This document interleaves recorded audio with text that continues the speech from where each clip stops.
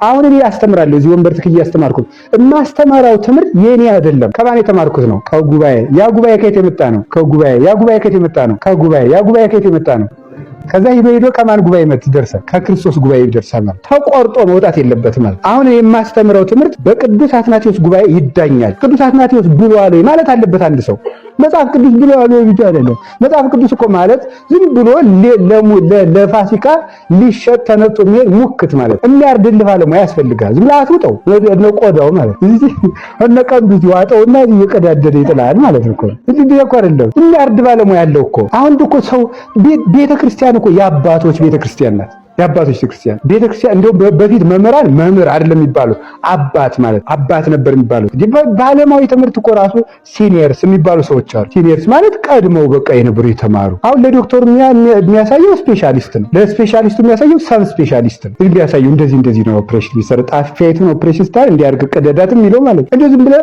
ሕክምና ተመርቂያለሁ ለቢላዋን እዛ ሰው ሁሉ ልትቀድ ነው እንዴት ነው የዲ ሰዎች እኮ ያስፈልጋሉ ያዩት እኮ ያስፈልጋሉ ሆድ በየት እንደሚቀደድ እንዴ ነው አይደለም እንዴት እንደሚደረግ እርሻ እኮ ሰውየው የሚያሳይ ያስፈልጋል በላይ ጀምረ ብታርሰው እርሻውን ውሃ ልታስወስደው ትችላለህ እንደው ካናጺ ጋር ሳይውሉ ዝም ብሎ ቤት ገደም አርጀር መሰራላችሁ 200 ብር ክፈሉ ቢል ይሆነ እስቲ አርጎ የገጠማት ነው ይችም ያው እኔም ማምላክ እንደ ብፈርጥ ሱባኤ ገባ እንዲያርጊ አልገጥም እንዴት ነው እንደ ይቻርጌ ግጥም ማረብ በምን እንደተካካብ እኔ በፍጹም አላውቅም አብረህ መዋል አለብህ ካናጺው ሲከረክም ልታይ ይገባል ሲለካ ልታይ ይገባል በየት እንደሚጀምር በዳር ነው የጀመረው አሁን በየት ነው የጀመረው እስቲ በሞዴል ገር ዝም ብሎ የተጋደመ ነገር ነው አራት ማዕዘን የት ነው የጀመረው ማወቅ አለብህ ከየት እንደሚጀመር እንዴት እንደሚቆረጥ የክርስትና ትምህርት እንደ ህንጻ እንደ እርሻ ነው እንደሚጋደል ወታደር እንደ አርበኛ ነው የሚያሳይህ የቀደም አርበኛ ከሌለ እንዴት እንደምትዋጋ አታውቅም ተራራ ላይ ምን ይደረጋል ቁልቁለት ላይ ምን ይደረጋል ሜዳ ላይ ምን ይደረጋል ወንዝ ስታገኝ ምን ታደርጋለህ ሰዎች ቢከቡ እንዴት ብለህ ትወጣለህ ወይ ያሳያል አርበኞች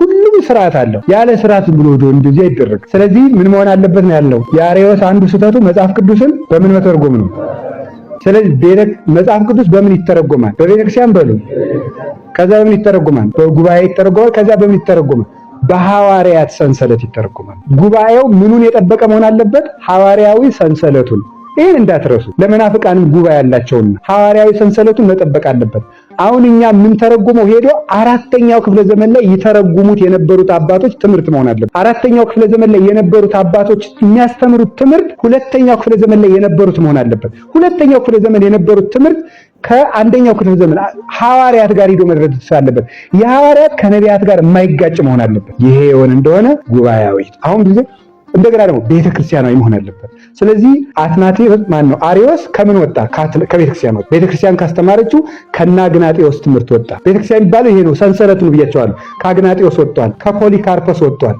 ሐዋርያዊ ሰንሰለቱን አልጠበቀም ከናብሮኮሮስ ወጥቷል ከነሄሬኔዎስ ወጥቷል ከሌሎችም አባቶች ከና አጢፎስ አርካዎስ የሚባሉ ከነቀሌምንጦስ ዘሮም ከሐዋርያት ደቀ መዛሙርት ትምህርት ወጥቷል ከቤተክርስቲያን ወጣ ከጉባኤውም ደግሞ ወጣ ጉባኤው ካስተማረው ጉባኤ ሐዋርያት ካስተማረው ጉባኤ ነቢያት ካስተማረው ወጣ እንዴት እንዳስተማሩት ነግራችኋለሁ ትምህርቱን ኦሪትም ነቢያትም ወንጌልም ክርስቶስም ሰበኩ ሄሬኔዎስ ተናግሯል ከድንግል ማርያም የተጠጋ ሁሉ ልብ ያገኛል ልብ ይኖረዋል አይምሮ ይጨመርለታል የሰማይ ምስጢር ይገለጥላታል ልጇን ያያል የአይኑ ሞራ ተገፎ ይወድቅለታል እኛም ከድንግል ማርያም ተጠግተን መድኃኔዓለምን ፊቱን ለማየት ያብቃል አጋጉል ልመናዎች በየመንገዱም ያሉ አሉ መቅረት የለባቸው በጣም ያሳዝነው ምዕመናን የቤተ ክርስቲያን ቅዱሳን ስዕሎች አዋራ እየጠጡ በየመንገዱ ሲሸጡ አያሳዝንም ለምን ትገዛላችሁ ታዲያ አትግዙ ባለ መግዛት ከከለከላችሁ ከገበያው ይነሳል ምናከብራቸው ስዕሎች አዋራ ጠጥቶ መዘባበቻ ከሚሆኑ ምን እንበላቸው አንግዛ በቤተ ክርስቲያን የንዋየ ቅዱሳት መሸጫ ቦታ ወይም ደግሞ የተከበረ የንዋየ ቅዱሳት መሸጫ ቦታዎች እዛ ጋር ሄደን እንግዛ እንጂ አዋራ ላይ የመጣ በየመንገዱ የሚለመነው ነገር ቢቀር እየተከባበርን መስደቡን እንድትቀጥሉ ግን ደግሞ ልኩን እንድታውቁ አቅም ማወቅ ጥሩ ነው እንዴ እንከባበር እንጂ የሥነ ስርዓት እንያዝ እንዲህ አይባልም እንዲህ አይደረግም ስል ነገሩን ወደ ሌላ መውሰድ ከዛ እንደዚህ ማድረግ ትክክል አለ። እኔ እሱ እንደዚህ ያደረገ የተሳደበ እሱ እንደዚህ ያደረገ ቢኒያም ሽታዬ ያልከኝን ረስተኸው ነው እንዴ? ይዤ ማምሮጥ ቢሆን ኖሮ እኮ አንተ ጉድ ሰርታይ ነበር። ቲክቶከር ቢሆን ፌስቡከር ቢሆን የሰማሁትን ሁሉ አንጦልጡዬ እጄ እወቁ ብዬ ብጽፍ እኮ ጉድ ሰርታይ ነበር። ሄሎ አለ ዱባይ ሆኖ አቤት ዘመዴ በአስቸኳይ ለጥፎ አለ። ያው በእግዚአብሔር በሕያው እግዚአብሔር ፊት ነው የምነግራችሁ። ምንድን ነው የምለጥፈው አልኩት። ብርሃኑ ነጋ ተገደለ ዱባይ እያለ ዱባይ እንትን እያለ ማለት ብርሃኑ ነጋን ገደሉት። አሁን እነማ መንግስት አገልጋይ ወንድሞቼ ናቸው የነገሩኝ። ቶሎ ዘመዴ ይለጥፈው ተብሏል አለ። እንዴ እኔ የሰው ሞት የምለጥፍ እንዴት ቢንቀኝ ነው ይህ ሰውዬ? ኧረ እባክህ ምናምን ብዬ ነገርኩት። ግድ የለም ምናምን አለ። በቃ እመነኝ አሁን የገላገሉታል። እንግዲህ ስንት ዓመት አልፎታል ይህ ሰውዬ። እንደው እሺ አልኩትና ደወልኩኝ። እዛው ኢዜማ ቢሮ ያሉ ሰዎች አሉ፣ መንግስት ቢሮ ያሉ ሰዎች አሉ፣ ፋኖ ቢሮ ያሉ ሰዎች አሉ፣ ቤተ ክህነት ያሉ ሰዎች አሉ፣ ፓስተሮቹ ጋር ያሉ አሉ። በየቦታው መቼም ወፎቼን ታውቋቸዋላችሁ። ደወልኩኝ። ሄሎ አቤት፣ እንደዚህ ሰምቼ ነበር። አረ አሁን በቅርብ እንደዚህ ነበርን፣ አብረን ነበርን።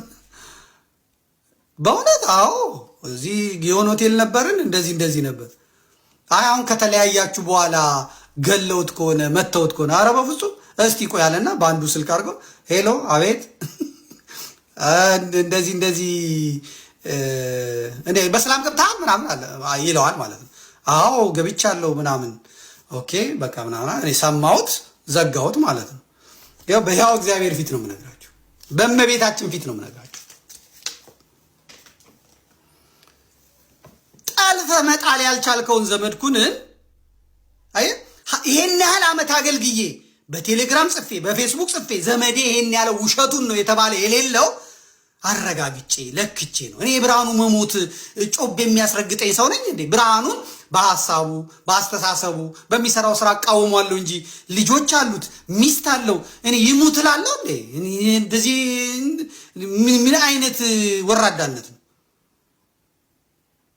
ከዛ ደግሞ መጣ እኔ በታሰርኩ ጊዜ ገንዘብ ቀሲስ ሳሙኤልና ዘመድኩን ገንዘብ በስሜ ሊለምኑ ብለው አይሆንም ስላልኳቸው በዛ ቂም ይዘውብኝ ነው። ይህ ውርደት ነው በእውነት ለእኔ አይደለም ለቀሲስ እንድናገር ያደረገኝም ለቀሲስ ሳሙኤል ነው። ጓደኛዬ ስለሆነ አባቴ ወንድሜ ስለሆነ አይደለም። እኔ አንተ ስትታሰር ፓስተር ሆነ ለእውነት ቆሟል ብዬ መስክሩ እናንተ።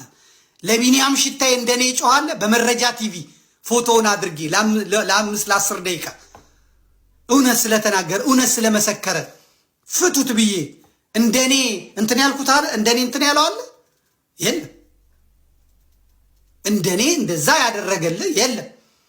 ያንን ማደርገው እንድትወደኝ ቅቤ እንድታጠጣኝ እንድታሞግሰኝ አይደለም። የህሊና እረፍት አገኛለሁ፣ የህሊና እርካታ አገኛለሁ። ያን በማድረጌ ሚሊዮኖች ሰምተው ራሱ ስርዓቱ ሰምቶ እንደው ዋሽቼ የሚሆን ቀጥፌ የሚሆን ጨማምሬ የሚሆን ፍቱት ስለ ነበርኩ። ስለ ገንዘብ የመጣው ቀሲስ ሳሙኤል ነው። ቀሲስ ሳሙኤል ከልጆቹ ጉሮሮ ነጥቆ እሱ አይናገረውም፣ እኔ እናገረዋለሁ። መሪጌታ ያሬድ ተናገር፣ መሪጌታ ያሬድ ያውቃል። እነ ሱራፌል ቀሲስ ያውቃሉ፣ እነ ሉል ሰገድ ያውቃሉ። ከራሱ ጉሮሮ ነጥቆ ቀሲስ ሳሙኤል ምንም የሌለው ሰው ነው። ቀሲስ ሳሙኤል ግዛው የሱ ወደፊት ነው የሚገለጥላችሁ የሰጠ ሰው ነው። ከዛ እኔን መጥቶ ምን አለኝ ዘመዴ አቤት ለቢኒያም ሽታዬ እንደው ምናምን እኔ እንግዲህ እንደማለምን ታውቃላችሁ፣ ለከሌ ስጡት እንደማልን ታውቃላችሁ። የባሰ ነገር ካልመጣ በስተቀር ማለት እዛ ያንን አመጣ። ለሚስቱ እንትን ብንላት ዘመዴ ተቸግራለች አለን። ኧረ እኔ ሳሚ እዚያ አላስተዋውቅም። ነገር ግን እዛ ሐሙስ ስንገባ ባንክ ቡኳን ታምጣና ባንክ ቡኳን ለጥፈን እናገራለሁ። እኔ ይሄ ነገር ባይለመድ አልኩት። እሺ አለና ባለቤቱ ጋር ደወለ። በህይወት አለች ትናገር፣ በእግዚአብሔር ፊት አመልኳለሁ በምትለው ጌታ ፊት ትናገር። ከዛ እሱ እስር ቤት ነው ያለችው። ነገራት ሳሚ ሲነግራት ቀሲስዬ ይፍቱኝ ይባርኩኝ አላደርገውም አለች። አላደርገውም። እግዚአብሔር አለልን። እንደዚህም እንትን የምንለው አይደለም። አላደርገውም አለች። ይኸው ቀሲስ ነው እንግዲህ ጠይቁት፣ ቀሲስ ሳሙኤል። ኧረ እባክሽ በፍጹም አላደርገውም። ከዛ ተፈታ መጣ። ይሄን ሰማ እሱ አበደ። እኔ እኮ መኪናዬን ሽጬ እንደዚህ ብዬ ስቱዲዮ ገንብቼ ካሜራ እንደዚህ ብዬ እንደዚህ መከራ መጥቶብኝ በመቅረቱ ያብር ሾክ ዳር የሆነው ይሄ ነው። በቃ እንዴት ገልብጠህ መጥተህ ይህንን አደረግ? እግዚአብሔር ይፍረድ። ይኸው እመቤታችን አለች የምመካባት፣ እሷ ትፍረድ። አንተ እንደኔ የምታምንባት ከሆነ እኔ እናቴ ናት ያሳደገችኝ ናት አውቃለሁ።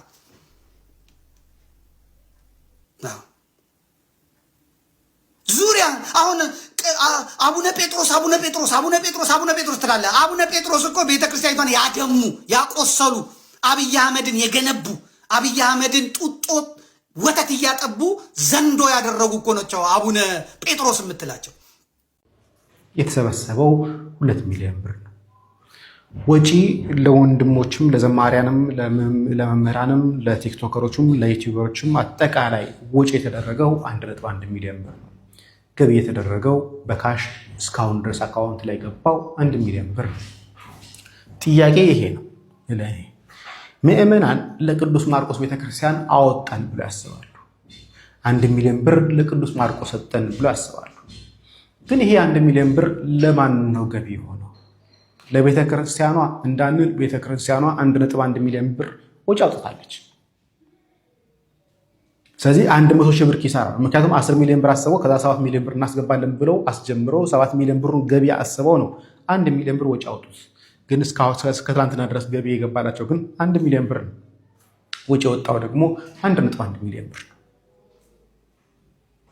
አሁን ቤተክርስቲያን ተጠቀመች የምንለው ወይስ ቤተክርስቲያን ተጎዳች የምንለው? ምዕመኑስ እየሰጠ ያለው ለቤተክርስቲያን ነው ወይስ ግለሰቦች ኪስ እየገባ ነው ያለው? መጓጓዣ ያጡትን ቀለብ ያጡትን እያበላሁ እየሰፈርኩ ያስጡት ከሆነ ስደተኛው ነኝና እንደ ሀገር እንደ የሃይማኖት ሰዎች መሸለም ነበረባቸው። ደግሞ ካልሆነላቸው መመልከት ገብቷችኋል እንዴ? ገብቷችኋል ወይ? የት ነው የመጣሽ? አሜሪካ አንቺ ነይ ወለተ ማርያም ነይማ ወደዚህ ልሻለሳ እና ሳማ እነ ዝንጀሮ እነ ሳይሰሩ በልዮች ጋፋፊዎች የጎመጁ ጅቦች ነይ ስላሴ ባሪ ሰርቼ ነው። ሰላም እንደምን ሰነበታችሁ የተወደዳችሁ ኦርቶዶክሳውያን፣ ሰላም እግዚአብሔር ከሁላችን ጋር ይሁን። ቪዲዮውን ላይክ፣ ሼር፣ ኮፒ ሊንክ በማድረግ ጀምሩት። ዛሬ የመጣውበት ምክንያት እንግዲህ ስለ ሁለት ነገር ይሆናል ማለት ነው። የመጀመሪያው ጥያቄ ነው፣ ባህታዊ እንደዚህ ይሳደባል እንዴ? እንደዚህ የሚሳደብ ባህታዊ ሰምታችሁ አይታችሁ ታውቃላችሁ? እኔ አይቻላቅም። ባህታዊ ማለት ሀብታም፣ ድሃ፣ ታላቅ፣ ታናሽ ሳይል የሚያከብር ሁሉንም በአንድ አይነት የሚያይ እንጂ እኔ የሚሳደብ ባህታዊ ገጥሞኛ አያውቅም ማለት ነው። እኛን ተሳደባችሁ ትላላችሁ። እኔ ተሳድቤ አላውቅም፣ እግዚአብሔር በሚያውቀው ማለት ነው። ተሳድቤ አላውቅም፣ ግን ማን እንደሚሳደብ በቪዲዮ እንድትረዱ ብዬ ነው ማለት ነው።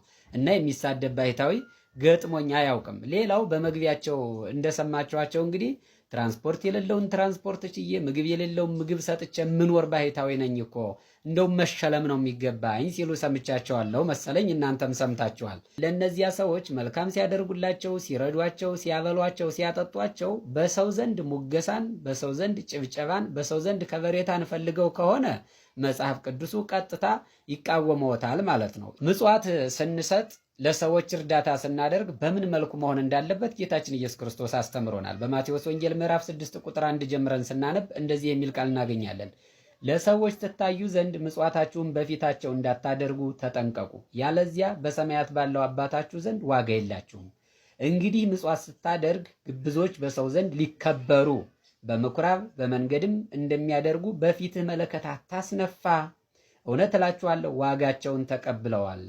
አንተ ግን ምጽዋት ስታደርግ ምጽዋትህ በስውር እንዲሆን ቀኝህ የምትሰራውን ግራህ አትወቅ፣ በስውር የሚያይ አባትህን በግልጥ ይከፍልሃል ስለሚል ወንጌሉ እርሰውም ምጽዋት ሲሰጡ ሰዎችን ሲረዱ በሰው ዘንድ ለመሸለም መሆን የለበትም ማለት ነው። ይሄን ያለው ወንጌል ነው። እርሰው ግን እያሉ ያለው መሸለም ነበረብኝ እንደውም እያሉ ነው። መልካም ያደረጉትን ለእግዚአብሔር ይንገሩት እንጂ በሰዎች ዘንድ እንዲከበሩ እንደው በአውደ ምሕረት ላይ መስበኩ ተገቢ መስሎ አልታየኝም ማለት ነው። እርግጠኛ ነኝ ይህ ቪዲዮ ለምን ትሳደባለህ ለምትሉ ሰዎች መልስ ይሆናል ብዬ እጠብቃለሁ ማለት ነው። ምክንያቱም እኔ ተሳድቤ አላውቅም።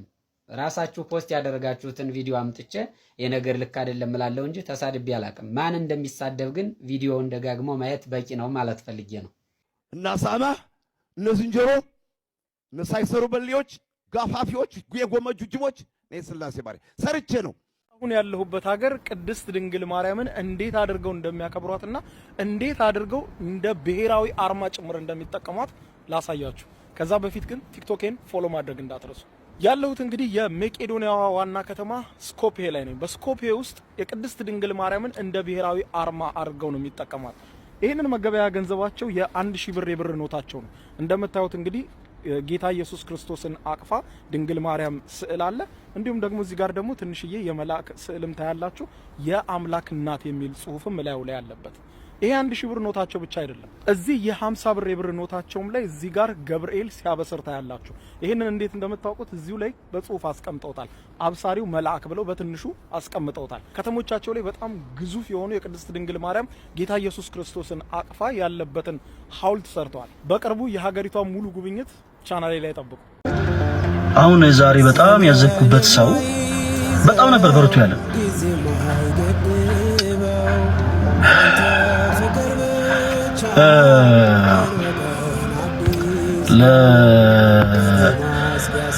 አይ ቲንክ በዚህ ሶሻል ሚዲያ ላይ ውስን የሆናችሁ ሰዎች ታውቁታላችሁ። አይ ቲንክ ይህ ካጠገብ የምትመለከቱት ሰው በካቴድራሉ ስብከተ ወንጌል አገልጋይ ነውና በጣም ነበር በርቱ ያለ።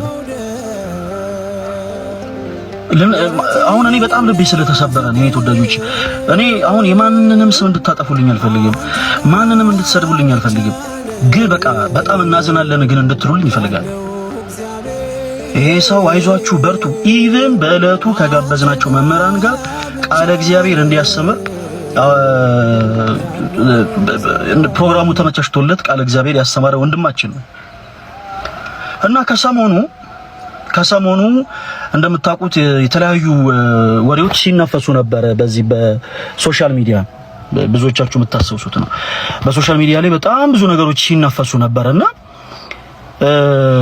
አንድ ቦታ ላይ ድንገት ጎራ ስል ይሄ የምትመለከቱት የሱ የቲክታክ አካውንት ነው። መምህር መልአክ አማረ ይባላል። በጣም ነው የደነገጥኩት። በርቱ፣ ከጎናችሁ ነን፣ አይዟችሁ፣ እናንተ ሶሻል ሚዲያ ላይ የያዛችሁት ነገር ጥሩ ነው፣ በርቱ። በቃ መበርታት ነው ያለባችሁ። ሰዎችን እንዲህ ወደ ቤተክርስቲያን ማምጣታችሁ መልካም ነው ሲለኝ ነበር ወንድማችን ነው። እኔ እንዴት የኔ ተወዳጆች በጣም ብዙ ፈተናዎች ስለነበሩ ብታይ እንዲህ አይነት ሐሳቦች እንዲህ አይነት የሚያበረታቱ ነገሮችን ስሰማ እንዴት ደስ እንዳለኝ እግዚአብሔር።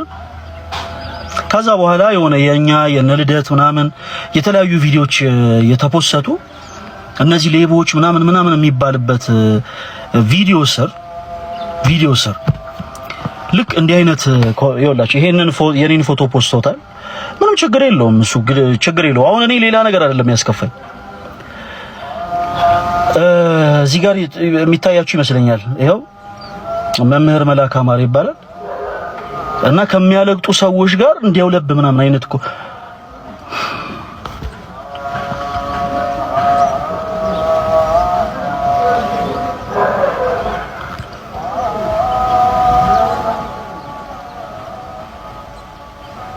በጀርመን የተፈጸመው ፊልም የሚያስንቅ የባንክ ዝርፊያ 35 ሚሊዮን ዶላር ተዘረፈ። በባንክ ታሪክ ታይቶ በማይታወቅና እጅግ ረቂቅ በሆነ መንገድ ከፍተኛ ዝርፊያ ተፈጽሟል። ዘራፊዎቹ በባንኩ ጥብቅ ክፍል ውስጥ ሰርስረው በመግባት የ35 ሚሊዮን ዶላር ግምት ያለው ንብረት ይዘው ተሰውረዋል። ዘራፊዎቹ በባንክ ውስጥ የሚገኙ ጥሬ ገንዘብ፣ ወርቅ እንዲሁም የከበሩ ጌጣጌጦችን የያዙ 3000 የሚጠጉ ጥብቅ ሳጥኖችን ሰብረው መዝረፍ ችለዋል። ወንጀሉን የፈጸመው ምንም አይነት የደህንነት ማንቂያ ሳያሰማ መሆኑ ነገሩን ይበልጥ አስገራሚ ያደርገዋል። እስካሁን በቁጥጥር ስር የዋለ ተጠርጣሪ ባይኖርም ፖሊስ ሰፊ ክትትል እያደረገ ይገኛል።